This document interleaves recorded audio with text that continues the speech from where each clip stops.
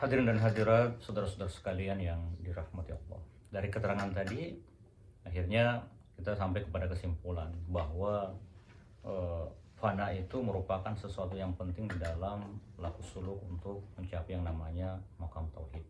Karena untuk mencapai makam tauhid itu mau tidak mau orang harus melalui fase fana. Jadi untuk mencapai tauhid fizzat, orang harus fana fizzat dulu. Untuk mencapai tauhid fis sifat, orang harus fana fis sifat dulu. Dan yang ketiga, untuk mencapai yang namanya tauhid fil af'al, mengesahkan Allah di dalam segala perbuatannya, kita harus masuk dalam fana fil af'al dulu. Nah, kalau meminjam istilah atau bahasa Imam Abu Barakat Ad-Dardir, tauhid ini yang tadi berpasangan dengan fana itu diartikan dengan tajalli. Jadi kalau kita fana fizzat, maka otomatis setelah itu kita akan tajalli fizzat, akan menemukan kejelasan Tuhan atau kejelasan wujud zat Tuhan di atas alam semesta dan termasuk di dalam diri kita. Terus yang kedua, fana fis sifat, nah itu lawannya dengan tajalli fis sifat, maka Tuhan akan tajalli, menyata atau jelas di dalam sifatnya. Terus kalau kita mampu melewati yang namanya fana fil af'al yang pertama tadi, itu berarti orang akan secara otomatis akan menggapai atau mendapatkan yang namanya tajalli fil af'al. Nah, dari sini penting untuk kita bahas apa sih yang dimaksudkan dengan fana dan bagaimana pandangan fana atau bagaimana fana dalam pandangan kaum sufi. Jadi secara bahasa fana itu adalah al-istighraq. Jadi ibaratnya kita lebur, tenggelam, atau azubul, atau al-idmihlal. Jadi ada kondisi di mana kita tenggelam dalam satu objek. Nah, itu secara bahasa. Tapi dalam pandangan kaum sufi, mereka membagi fana itu pada 3 jenis atau pada 3 tingkatan. Nah, jenis yang pertama atau kategori yang pertama ada yang namanya al-fana fil janib al-akhlaqi. Jadi fana atau lebur atau karam atau tenggelam dalam sisi karakter. Maknanya apa? Kalau umpamanya orang melakukan takhalli atau tazkiyatun nafs, berusaha membersihkan dari dirinya itu sifat-sifat buruk, maka pada saat itu juga akan tajalli sifat-sifat yang bagus. Nah, jadi ini yang maknanya ada fana akhlaki. Kalau umpamanya ada orang yang awalnya suka ujub, suka takabur, dan dia berusaha untuk menghilangkan dengan cara berada di bawah bimbingan seorang murabbi ruhi, mencari guru untuk menuntun membersihkan jiwanya dan melakukan riyadhah, memperbanyak zikir, melakukan khalwat, perenungan, dan semua hal-hal yang diperintahkan oleh guru sesuai dengan apa yang kita temukan di dalam ajaran Islam yang lurus ini. Insya Allah setelah itu Tuhan akan membukakan pintu hakikat dan dengan mudah nanti sifat-sifat seperti narsis, ujub, takabur, riya, sum'ah dan lain-lain itu akan hilang. Nah, setelah dia fana baru akan tajalli, akan muncullah digantikan dengan sifat-sifat yang mulia seperti tawadu, rendah hati, al-fumul, tidak suka untuk menampilkan diri. Kalaupun dia tampil itu hanya lahiriah, tapi dalam batinnya dia betul-betul karena Allah saja dan ingin memberi manfaat kepada saudara-saudara yang lain. Nah, ini tadi al-fana fil janib al-akhlaqi. Yang kedua, di dalam ajaran sufistik mereka juga mengenal ada yang namanya al-fana fil janib an-nafsi. Al-janib an-nafsi di sini dalam diri kita ini ada panca indera.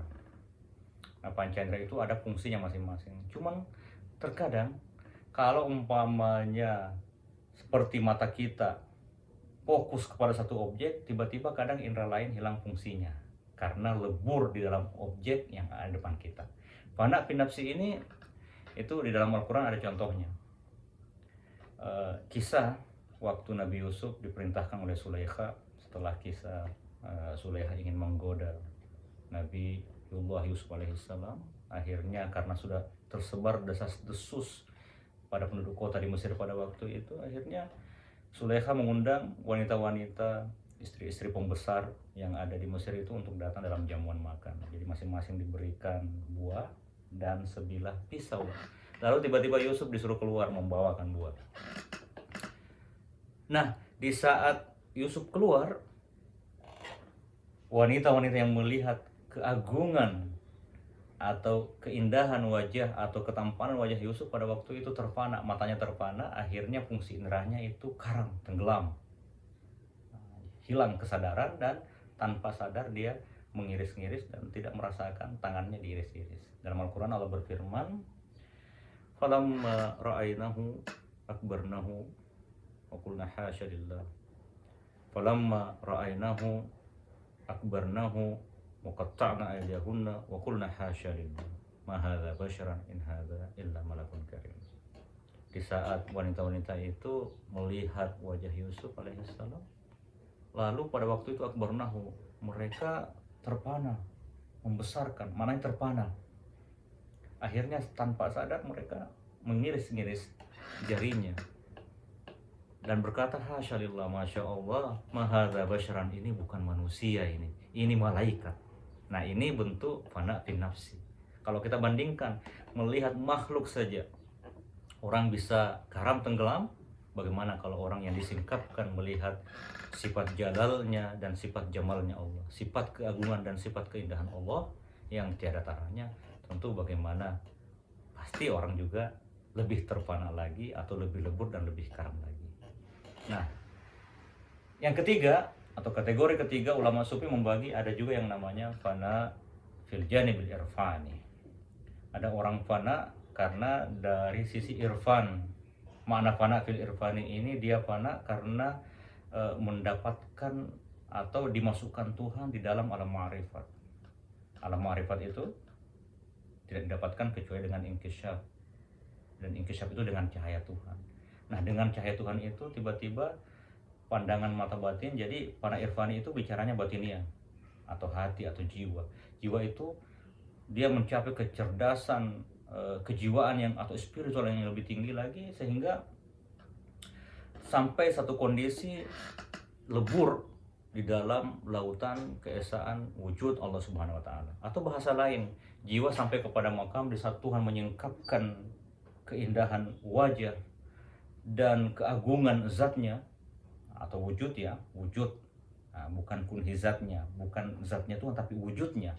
Melihat keindahan wujud Allah Subhanahu wa taala itu, tiba-tiba sampai kepada kondisi dia tidak lagi menemukan ada eksistensi atau wujud diri dan wujud alam semesta, dan lebur di dalam merasakan atau menikmati keindahan, keagungan wajah dan Allah yang maha mulia. Nah, ini konsepsi fana di dalam pandangan kaum sufi. Konsepsi fana yang ketiga ini itu bisa kita lihat di dalam surah Al-A'raf di saat Nabi Musa alaihissalam di Tursina setelah berkhalwat 30 hari. Itu ada ketersinggapan, sebelum meminta lagi nanti 10 hari setelahnya beliau meminta melihat Tuhan. Jadi Nabi Musa di dalam surah Al-A'raf itu berkata, a'udzubillahi minasyaitonirrajim, Rabbi arini anzur ilaik, ya Tuhan, coba perlihatkan kepada saya. Kita sudah bercakap-cakap tapi saya tidak melihat keagungan wajahmu. Ya Tuhan, berikan saya anugerah bisa melihat keindahan wajahmu. Rabbi arini anzur ilaik. Tapi apa jawaban Allah? Qalan tarani, kamu tidak akan mampu melihat saya. Walakin unzur ilal jabal, tapi lihat kepada gunung. Nah, Syekh Akbar Ibnu Arabi menafsirkan gunung di sini bukan gunung Tursina, tapi Jabal Ananiyah. Maknanya apa?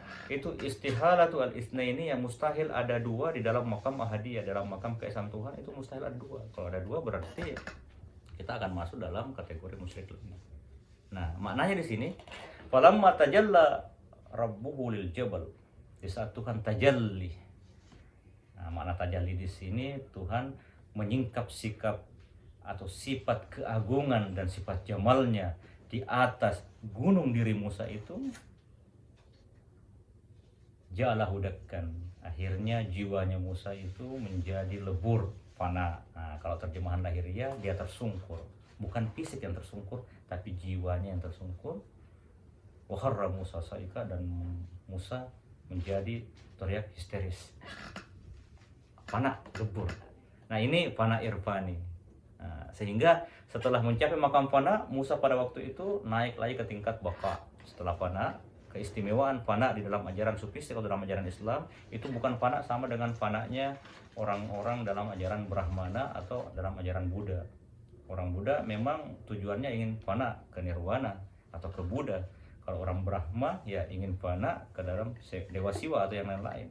Tapi kalau di dalam ajaran Islam, fana itu akan berakhir dengan baka billah. Makna baka di sini akhirnya sampai kepada makam melihat sesuatu, tapi sesuatu ini tidak dilihat sebagai sesuatu yang berdiri sendiri, tapi dia dilihat hanya sebagai manifestasi atau realitas Tuhan. Jadi dia nanti akan dilihat sesuatu itu ada, tapi Tuhan dilihat, melihat juga makhluk, tapi wujud Tuhan itu adalah wujud yang menguasai makhluk. Inilah fana di dalam Islam. Jadi sadar melihat ada makhluk, tapi tidak melihat lagi dia sebagai sesuatu yang ada dengan sendirinya, tapi dia itu sesuatu yang bergantung wujudnya kepada wujud Allah Subhanahu wa Ta'ala. Nah, inilah konsepsi fana. Hadirin dan hadirat, saudara-saudara sekalian yang dirahmati Allah. Nah, kaitannya dengan pembahasan kita, fana akan mengantarkan kepada tauhid. Nah, kita tentu ingin mengetahui dalil yang menguatkannya di dalam ajaran agama kita atau di dalam syariat kita. Kalau begitu, apa dalil daripada fana fil af'al? Apa dalil fana fis sifat? Apa dalil daripada fana fil zat? Tadi kita sudah katakan bahwasanya fana fil zat itu adalah kondisi jiwa, fana fil af'al yang tingkat yang pertama, kondisi jiwa tidak lagi menemukan ada makhluk yang memiliki perbuatan, tapi yang berhak untuk mendapatkan predikat memiliki perbuatan itu hanya Allah. Itu pandangan mata batinnya. Secara hakikat, secara lahiriah memang, tapi secara hakikat tidak.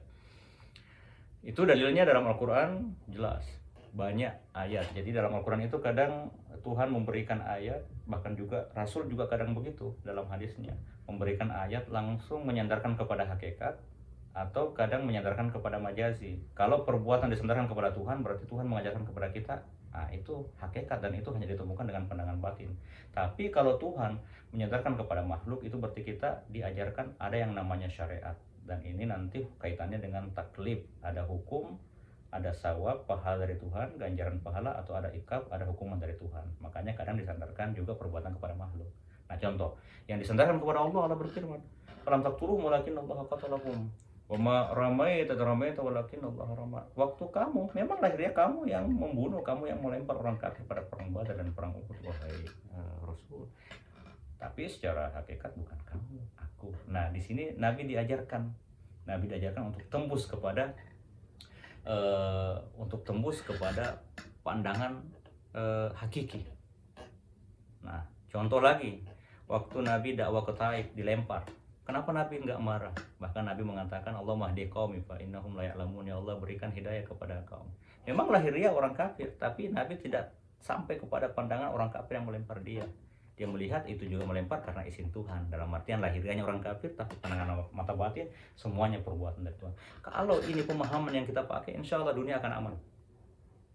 Nah, itu dah orang sepakat bahwa sebenarnya ajaran-ajaran sufistik ini sebenarnya itu ajaran-ajaran yang membawa kepada kedamaian. Karena tetap kita mengatakan syariat harus dijalankan, tapi di hati bukan dendam, bukan amarah yang ingin menegakkan syariat, tapi di hati ini ingin menebarkan benih-benih kasih sayang. Ada orang kenapa harus kena hukuman syariat? Demi menjaga keharmonisan dan demi menjaga keutuhan atau aturan yang ada di alam semesta. Tanpa syariat tidak akan ada keteraturan. Tapi di hati tidak marah-marah kalau ada orang kena hukum had atau kena hukuman.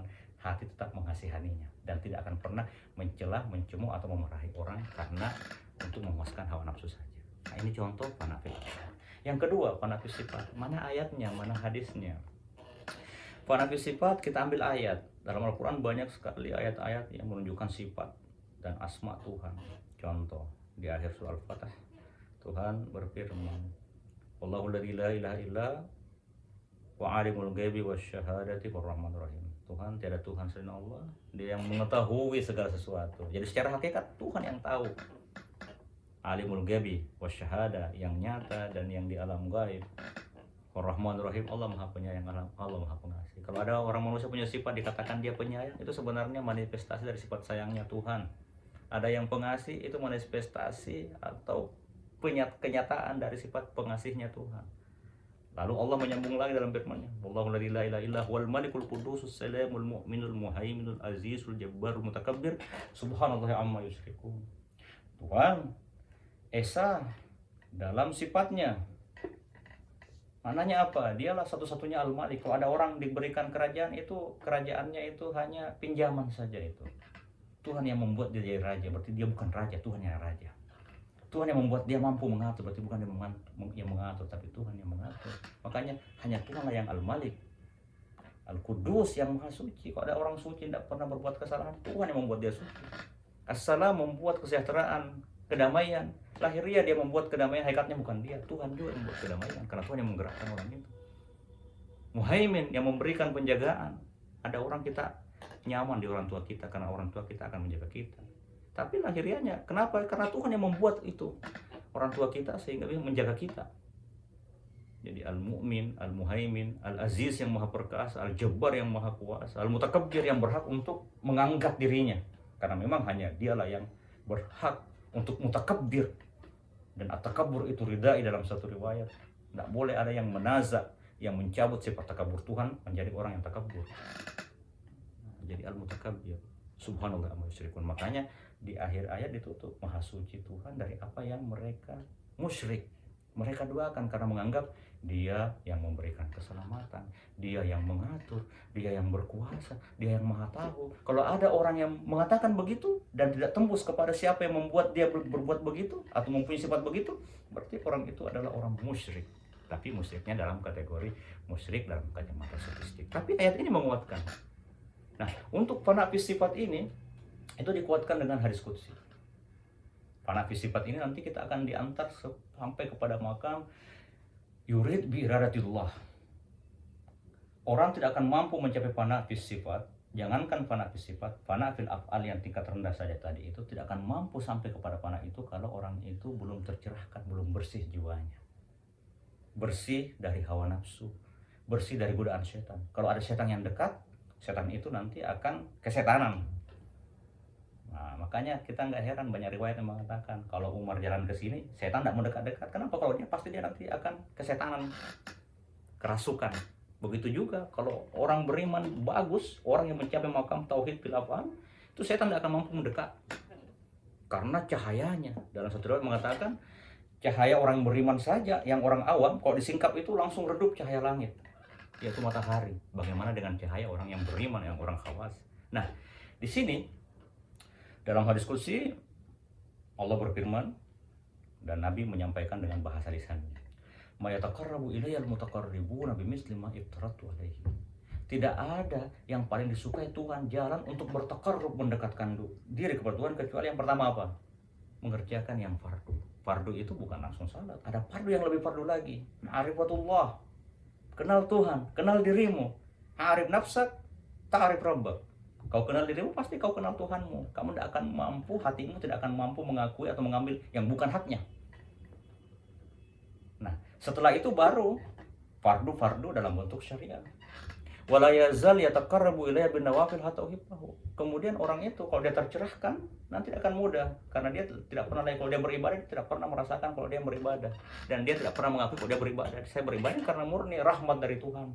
Tuhan yang membuat saya beribadah. Nah, itu kalau bahasa kaum sufi. Wala yazal yataqarrabu ilayya bin nawafil hatta uhibbahu. Dan orang itu karena tercerahkannya itu tidak ada lagi godaan setan, hawa nafsu sudah tabaan lahu. Hawa nafsu itu sudah ikut sama dia dan dia tidak dikontrol sama hawa nafsunya. Akhirnya mudah dia melakukan nawafil, salat malam, puasa, puasa mulut, puasa hati, uzlah, puasa tubuh. Hati bersama manusia, tubuhnya bersama manusia, tapi hatinya tidak pernah lagi melihat ada yang namanya manusia, tidak pernah lagi menemukan ada namanya alam semesta, tapi semuanya menemukan itu adalah hasil daripada perbuatan Tuhan. Singkatnya, yang dia lihat hanya Allah semata.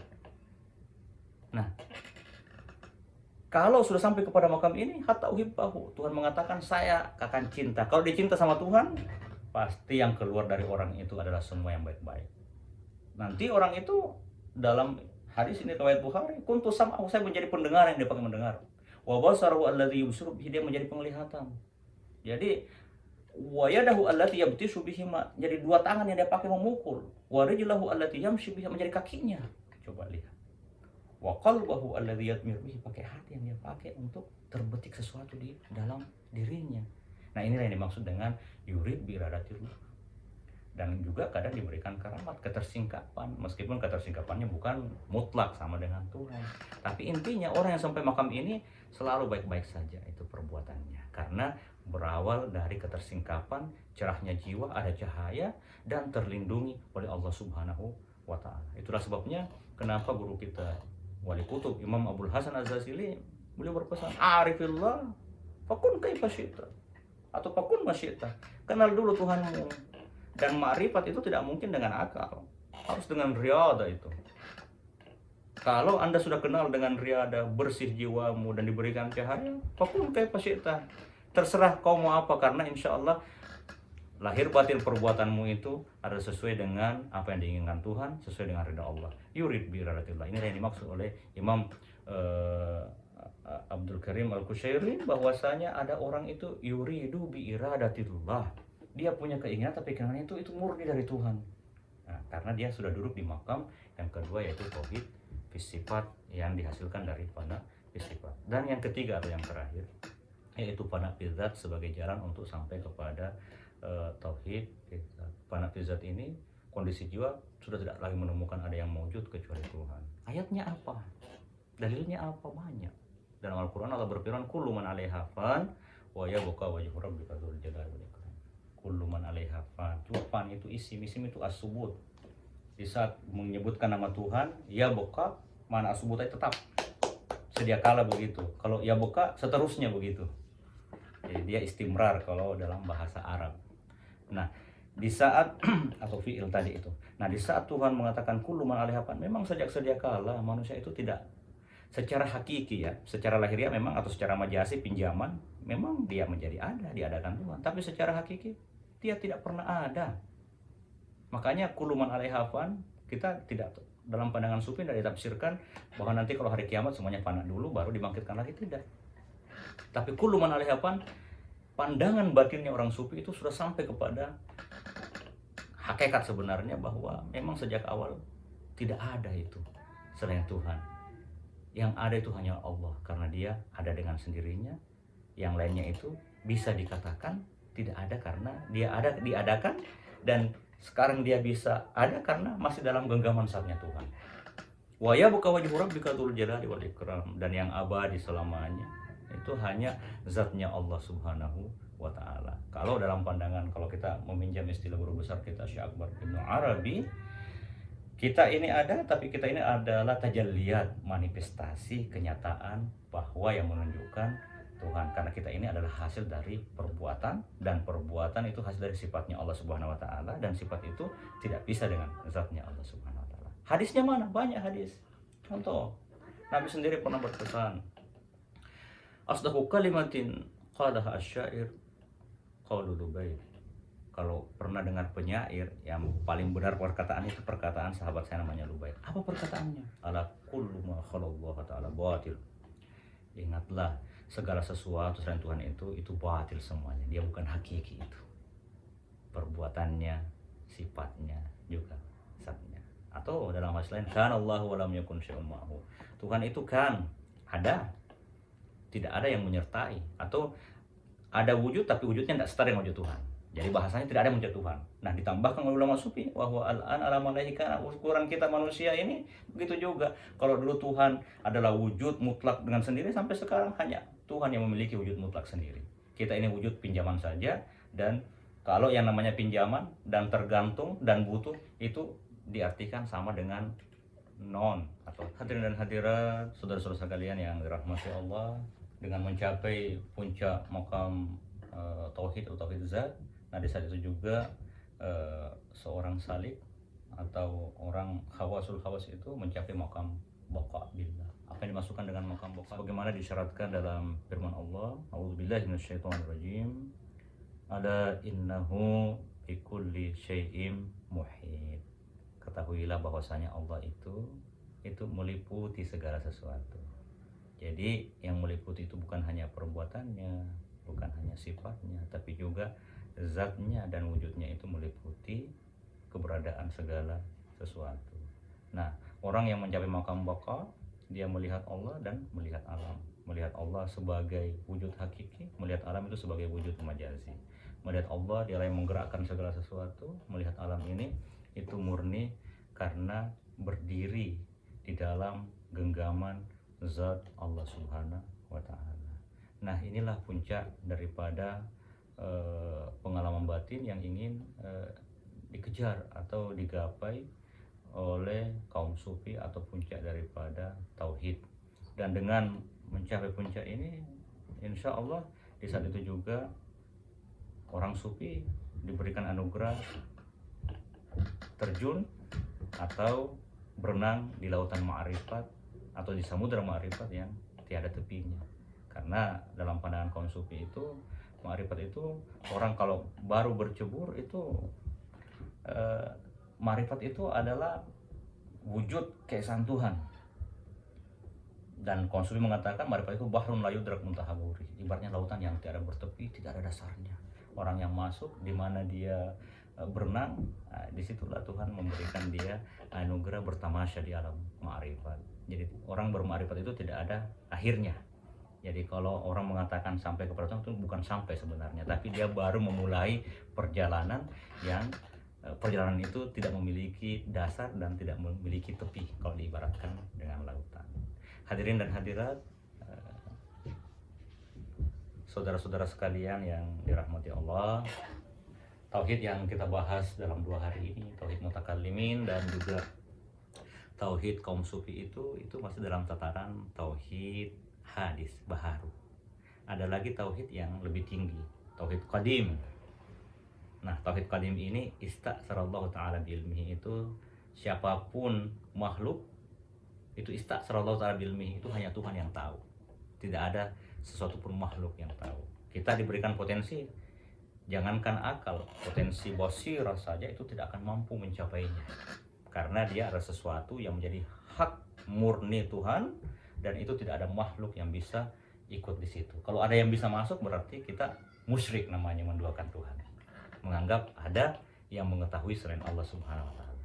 Ini sama dengan firman Tuhan, a'udzubillahi minasyaitonir rajim, bahwasanya Tuhan itu la yudrikuhul absar wala la yudrikuhul absar wa huwa yudrikul absar. Tuhan itu, mata lahiriah kita ini makhluk tidak ada yang bisa tembus kepada inti tauhid qadim. Nah, makna inti tauhid qadim di sini kunhuzatnya atau hakikat zatnya Tuhan. Makna kunhuzat, inti zat Tuhan itu atau hakikat zatnya Tuhan itu tidak ada yang tahu. Itu hanya Tuhan saja sendiri. Lalu apa tadi yang dimaksud dengan tauhid mutakallimin dengan tauhid sufi? Itu bukan hakikat zat yang dibahas, tapi yang dibahas itu adalah hakikat wujud, keberadaan zatnya Tuhan. Jadi harus dibedakan antara hakikat wujud dengan hakikat zat. Hakikat wujud bisa kita temukan dengan pandangan basirah, pandangan batin. Tapi hakikat atau inti zat itu tidak ada yang tahu kecuali hanya Allah semata. La tudrikul absar wa huwa yudrikul absar. Tuhan yang melihat segala mata, melihat segala penglihatan orang, tapi zatnya atau hakikat zatnya Tuhan tidak ada mata yang bisa melihatnya. Basirah juga tidak mampu melihatnya, karena Tuhan berfirman bahwasanya Allah itu wala yuhitu bihi ilman, bahwa ilmu siapapun wala yuhitu bihi ilman, tidak ada yang mampu untuk mengetahui hakikat zatnya Tuhan. Nah, inilah yang biasa dalam hadis Nabi pernah berdoa. Jadi subhanaka ma arafna haqqa ma'rifatik, maha suci engkau Tuhan, tidak ada yang bisa mengenalmu sebenar-benar pengenalan. Makna mengenal di sini hakikat zat Tuhan, bukan wujud hakikat, tapi hakikatnya zat. Tidak ada yang tahu itu. Nah, makanya Sayyidina Abu Bakar berdoa juga, subhana man lam yaj'alil khalqi sabilan ila ma'rifatihi illa bil ajzi an ma'rifatihi. Maha suci Allah tidak memberikan jalan kepada makhluk untuk mengenal hakikatnya itu kecuali sampai kepada tahap atau kondisi mengatakan al ajzu an ma'rifatihi, kita tidak ada yang mampu mengenal hakikat Tuhan. Makanya orang sudah mengatakan al ajzu anil idrak idrakun, kalau kita sudah sampai sir yang lebih dalam lagi dari batinnya kita, sampai kepada tahap tidak ada yang tahu hakikat Tuhan itu sebenarnya sudah mengenal Tuhan, bahwa Tuhan adalah di atas segalanya. Nah, hadirin dan hadirat, saudara-saudara sekalian yang dirahmati Allah, dari sini makanya Imam Abu Barakat Ad-Dardir itu memberikan semacam ada beliau tuliskan dalam bukunya. Jadi as-su'al an hakikati dzatihi, kalau ada orang mau nanyakan hakikat zat Tuhan itu atau kun hizatnya, itu jahul, itu kebodohan. Kenapa mau nanya sesuatu yang memang istaksarallahu ta'ala bilmihi, Allah sudah jelaskan tidak ada yang tahu kecuali saya. Kalau ada yang ta'arrad li jawabihi, ada yang mau berusaha menjawabnya, itu mulhid, orang yang menyimpan dari jalan agama. Kenapa mau menjawab sesuatu yang dia tidak tahu? Dan itu dirahasiakan Tuhan, tak ada yang bisa tahu gitu. Dan yang ketiga, kalau ada waman arafahu, dia mengatakan saya tahu, orang itu sebenarnya musyrik. Kenapa musyrik? Ya karena dia memposisikan dirinya sama dengan Tuhan, karena sama dengan memiliki ilmu yang dimiliki Tuhan, berarti dia musyrik. Tapi waman lam ya'rifhu, kalau ada orang yang tidak mengenal tentang hakikat ini, bahwasanya Tuhan itu adalah segalanya, tidak ada yang mampu mencapainya, berarti dia itu sudah kafir atau di luar daripada rel agama.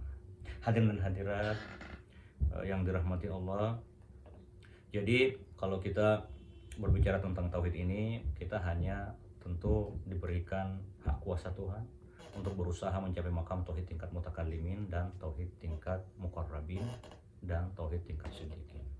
Tauhid tingkat muqarrabin dan tauhid tingkat siddiqin tidak akan mampu kita capai kecuali dengan mujahadah dan riyadah. Dan mujahadah ini yang memberikan ketersingkapan jiwa dengan cahaya Tuhan. Dan insya Allah kalau Tuhan telah memberikan ketersingkapan dan Tuhan membukakan hijab, jiwa kita bisa tembus pandangannya kepada hakikat.